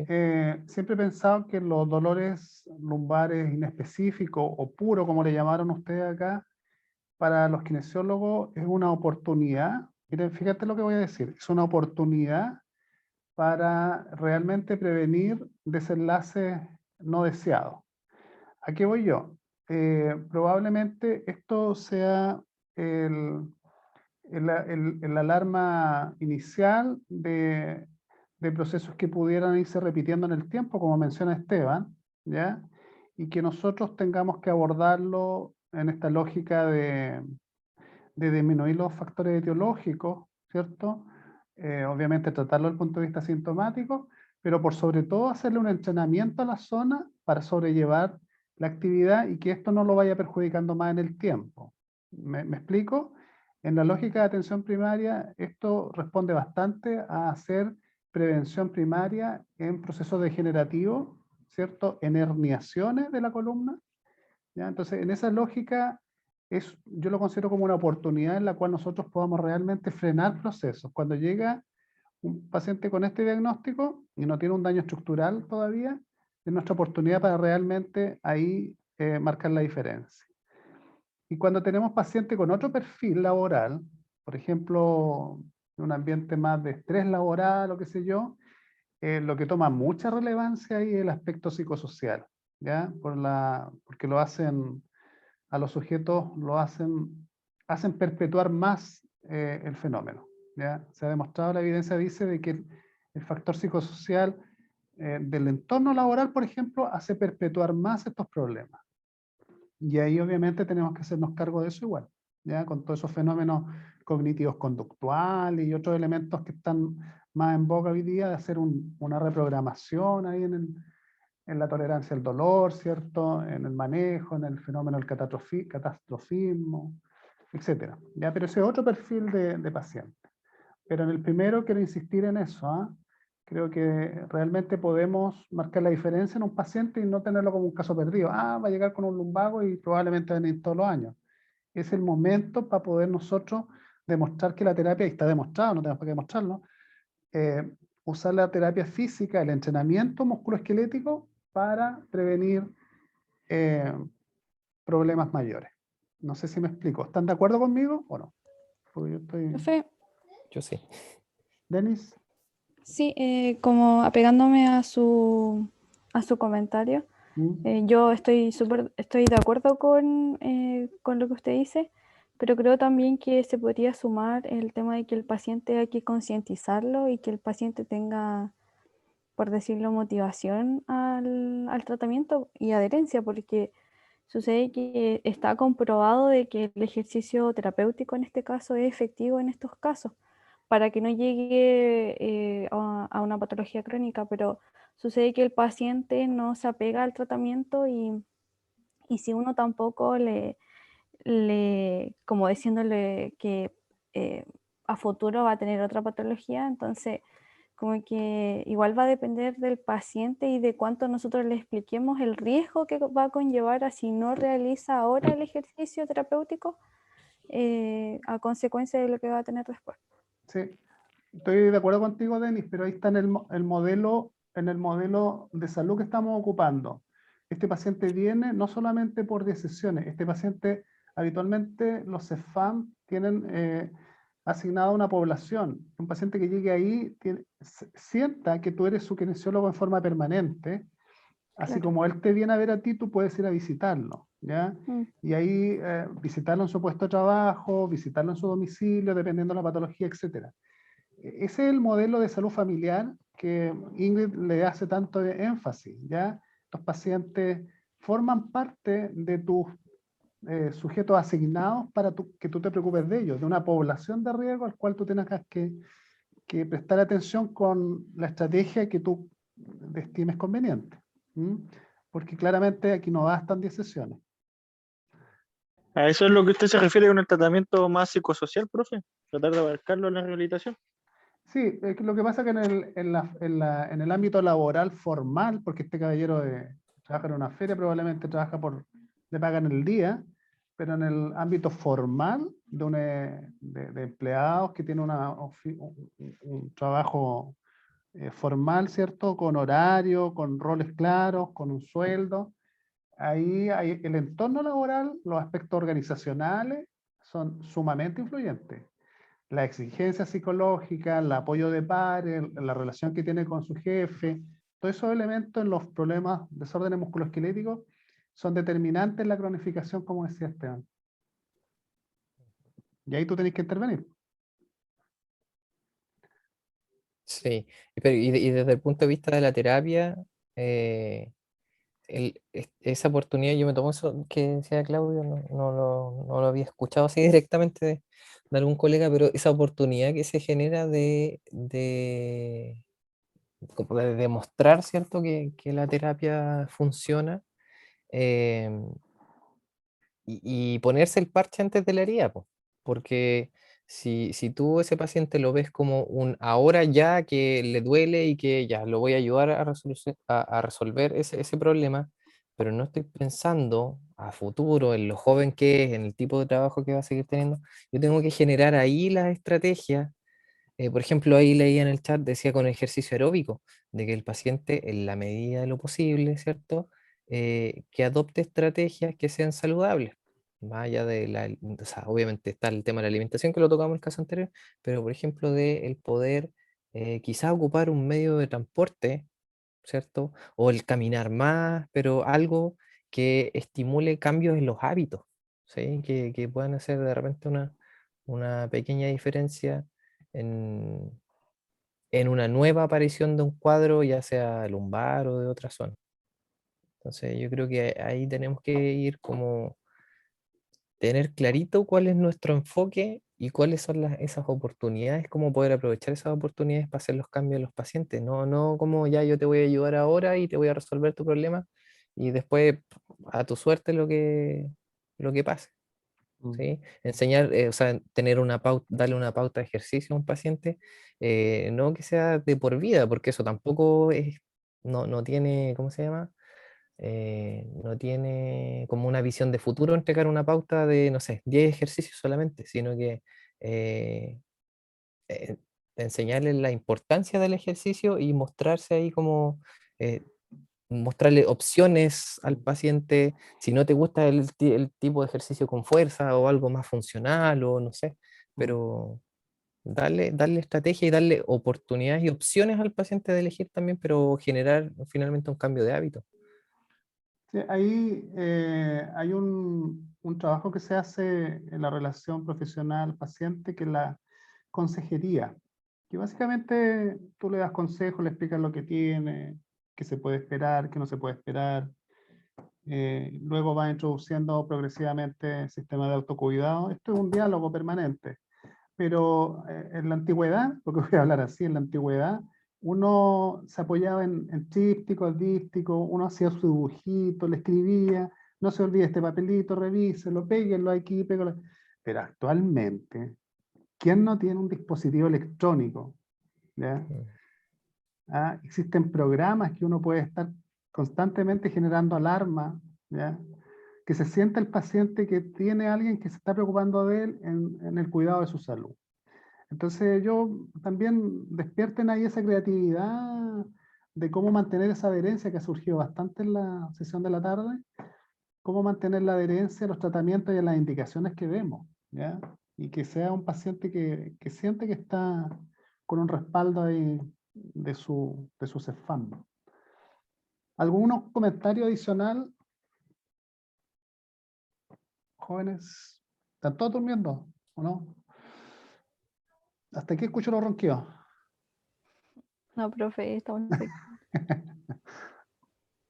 ¿Alguien o sea, de los otros grupos que les tocaba este tema tuvo un enfoque distinto en base, no sé, al ejercicio? Por ejemplo, yo vi que en el grupo que presentó fueron como más así como a seleccionar ciertos grupos musculares, ¿cierto? Como un trabajo más fino primero, transverso, multífido, qué sé yo. Pero alguien tuvo como una estrategia distinta.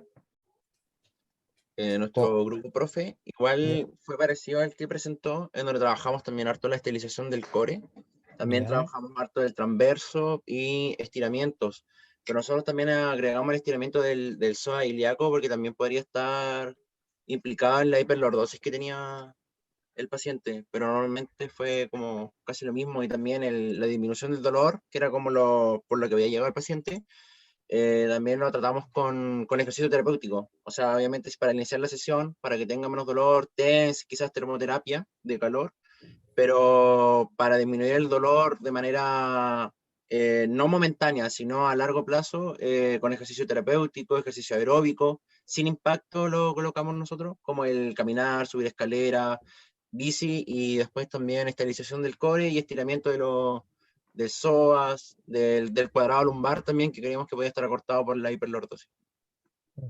Oye, cuando hablan de ejercicio aeróbico, porque seguramente ella en el módulo de columna lo vieron y todo eso, pero el ejercicio aeróbico, ¿ustedes cómo lo ven en la práctica clínica? ¿Cómo se lo darían a su paciente? Por ejemplo, 15 minutos en la bici, pedaleo libre, o cómo.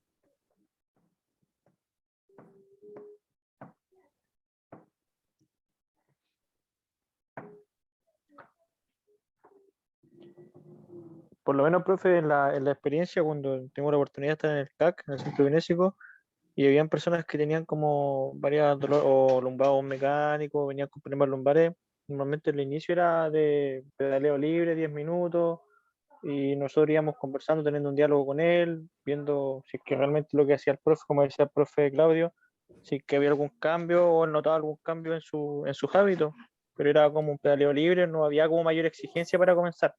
Claro. Ya, y Eso, eso es netamente para tener como más que nada una activación de lo que nosotros queremos. Y ahí, bueno, queda como a disposición si es que nosotros comenzamos trabajando ya sea con core o los estabilizadores, o quizás en alguna igual se agrega mucho lo que es el piso pélvico, trabajar el piso pélvico o la musculatura lombopélvica en este caso. Eso es cómo lo ven, ¿cierto? Porque cuando van a esas prácticas de las preclínicas, digamos, usted es una práctica muy observacional, ¿cierto? Y de seguir instrucciones, pero ahora ustedes van a tener que tomar el toro por la asta y decir, yo le voy a proponer a mi paciente toda una pauta y van a hacer, de repente van a quedar solos, no sé, en mi experiencia Piri, les cuento así bien cortito, el kine confiaba en mí y tenía reuniones o él iba a la ronda, me dejaba atendiendo solo al lote de pacientes que había ahí. Entonces me tocaba solo la atención clínica y finalmente era una decisión mía lo que yo quería aplicar. Por eso les pregunto, ¿cómo ven ustedes el tema del ejercicio aeróbico? No de cómo lo han visto en sus prácticas, sino que qué decidirían ustedes. ¿Lo dosificarían de una forma distinta? No sé, ¿cómo manejarían en base a qué variables se plantearían este tema del ejercicio aeróbico? Yo creo que el tema del ejercicio aeróbico, al menos yo me lo plantearía de acuerdo al objetivo que quiero lograr. Por ejemplo, si quiero lograr aumento cardiovascular, bueno, habrá más intensidad o quizás más tiempo. Si quiero más movilización articular, quizás a más baja carga y menos tiempo, no lo sé. Depende mucho, encuentro yo, del objetivo que uno quiera lograr. Lo que pasa es que hoy en día tiene como harto sustento en la disminución del dolor. Entonces, si el objetivo es ese, ¿cómo lo ven? Profe, por lo menos creo que por ahí leí una vez que después de 30 minutos de ejercicio aeróbico, por ejemplo, en bicicleta, se empiezan a liberar endorfinas para modular el dolor. Pero no sé Ya. si ese dato del 30 minutos es siempre así, o será más por la intensidad. Igual en una consulta en un Cefam no creo que tengamos como tanto tiempo para hacerlo, Claro, 30 minutos. Entonces, no sé si se le puede decir que haga 30 minutos en su casa. Ujú. No sé si están Y exento ese tiempo. Ajá. Sí, Sí, pues, y es difícil de practicar eso claro. en la realidad. Pero hay tipos de intervenciones, o sea, modalidades de ejercicio aeróbico que puedan, por decirlo de alguna manera, matar más pájaros de un tiro.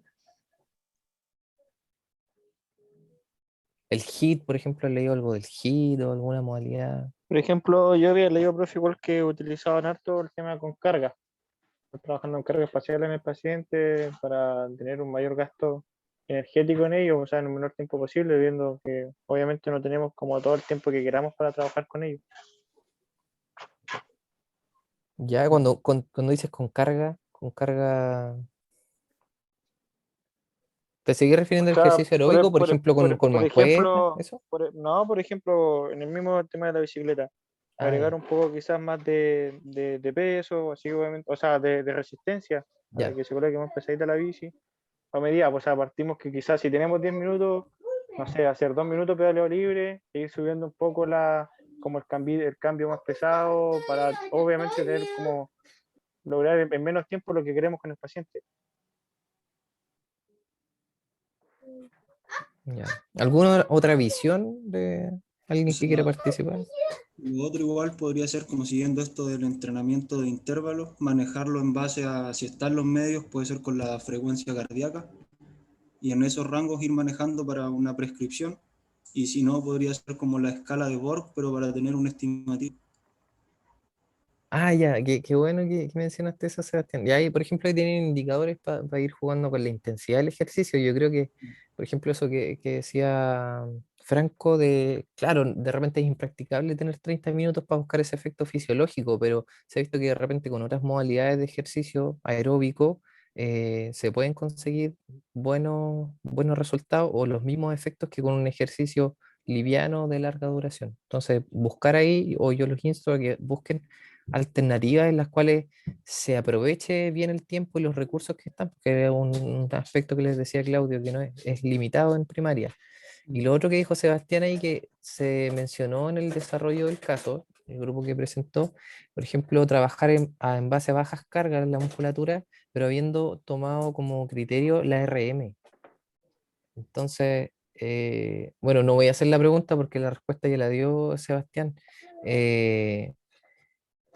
El tema de quizá, y eso sí que yo creo que se aleja bastante de la clínica y sobre todo en primaria, el cálculo de RM, por ejemplo, esos cálculos quizás dan para un público más de entrenamiento, o sea, en personas, población sana. Pero ¿cómo cuantificamos la carga en pacientes con dolor, en población clínica? Es un tema que ahí tenemos que ir interiorizando. Yo voy a abordar eso en las cápsulas que quiero grabarles para que después las vean, ¿ya? Porque, no sé, por un paciente con dolor, de repente ni siquiera podemos hacerle una evaluación de fuerza con los métodos más básicos que conocemos y llegar a hacer una evaluación con RM puede llegar incluso a ser contraproducente, ¿ya? Eso quería comentarlo porque me hizo ruido de la presentación. Oye, en general, en mi comentario, en patologías de este tipo que se revisaron hoy día, probablemente ya lo conversaron, se van a reír de mí, pero yo trabajé muchos años en atención primaria, tanto en hospitales chiquititos como en consultorio. Y mucho paciente adhiere, voy a usar una palabra que tal vez a algunos no les guste, al spa-kine. O sea, esa cantidad de dispositivos con los que nosotros tenemos y el ambiente que generamos, de un ambiente bien agradable, un ambiente analgésico, un ambiente de relajación, de cercanía es un gancho para los pacientes y muchos de ellos llegan ahí por eso y se mantienen. Pero cuando entramos a la fase de la terapia física, empezamos a perderlo. Dejan de asistir, se ponen más intermitentes y finalmente los perdemos. Entonces yo quiero ser bien reiterativo de que para que seamos realmente efectivos en nuestra terapia física con el objetivo que yo vi planteado aquí, que es recuperar funcionalidad, que es recuperar básicamente eso, la función motora, necesitamos del día 1 empezar a conquistar a los pacientes que la rehabilitación verdadera es con la terapia física, la otra es solamente sintomática. Y en la práctica yo observo de que nos seguimos deteniendo en la etapa sintomática. Esa es la triste realidad, ¿ya? Yo espero que ustedes hagan un cambio y desde el día 1 empiecen a conquistar a su paciente para finalmente hacer la terapia física que sabemos que es la que va a perdurar en el tiempo y lo va a rehabilitar. Si no están de acuerdo, levanten la mano. ¿No? Bueno, Esteban, no sé si hay algo más. Ingrid me pidió que a las 5 de la tarde, aquí está Ingrid, no te había visto. No, sí, estaba Ya, escuchando este iba a hacerlo año, esperar, gracias. mira. Así que nosotros nos despedimos, hasta una próxima oportunidad, que la pasen bonito. Gracias, profe. Ya. Gracias, profe, Que que estén estén bien, bien. chicos. Gracias, Éxito en sus profe. prácticas. Gracias, profesores. Gracias. Muchas gracias. Y Claudio, te encargo la grabación, por fin. Si la puedes cortar ahora nomás, porque son Perfecto. como